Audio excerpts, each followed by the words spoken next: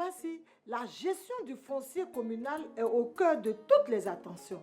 Les nombreux abus endurés par les populations ont suscité plusieurs litiges, jusqu'à présent non encore élucidés. Bonjour à toutes, bonjour à tous. Mes chères héroïnes, le découpage territorial ivoirien a donné lieu à la création de plusieurs circonscriptions administratives dont fait partie les régions et les communes. À chaque entité, selon l'étendue de son territoire, s'est vu octroyer des prérogatives, lui assurant une certaine autonomie dans la gestion de sa collectivité.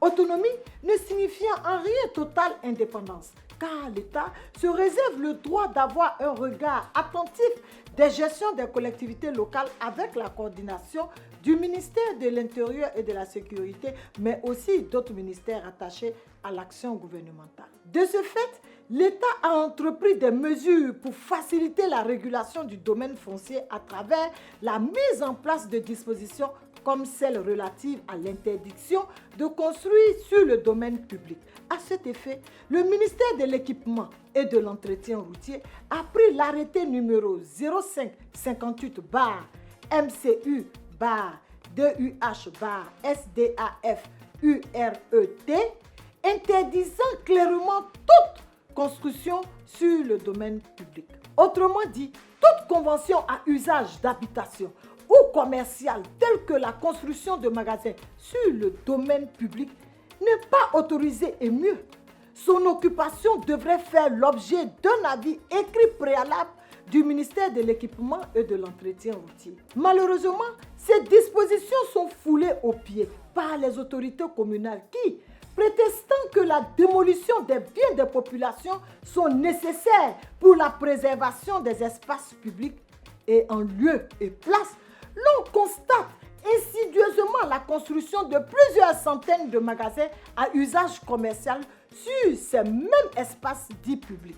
Les populations, notamment les plus défavorisées, font face bien entendu à un abus de pouvoir et plusieurs cas d'injustice. Mes chères héroïnes, Koumassi, ma chère commune, au vu de toutes ces exactions et de ces mépris, connaît actuellement de nombreuses familles en détresse, de nombreuses familles déguerpies de force, sans compensation aucune et de surcroît considérées comme vivant en situation de pire animalité. Quelle méchanceté! C'est dommage, oui, bien dommage, ce sort infligé à nos concitoyens. Mes très chères héroïnes, je m'insurge. Je m'interroge et je m'inquiète car l'autorité communale censée jouer un rôle régalien et de protection des biens et des personnes au sein de la localité se retrouve en position d'oppresseur, de dictateur et de vendeur de biens immobiliers. Je pense que le moment est bien choisi pour attirer l'attention de tous. La question du domaine foncier communal doit être traitée avec une attention particulière, car la stricte application des lois conduirait certainement à la protection des plus faibles. Alors, femmes, osons briser les préjugés, osons nous engager, osons donc.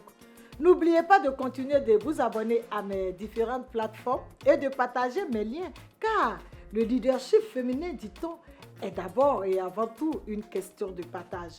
Retrouvez-moi jeudi prochain pour un autre numéro du rendez-vous de l'honorable Adjaratou. Merci et à bientôt.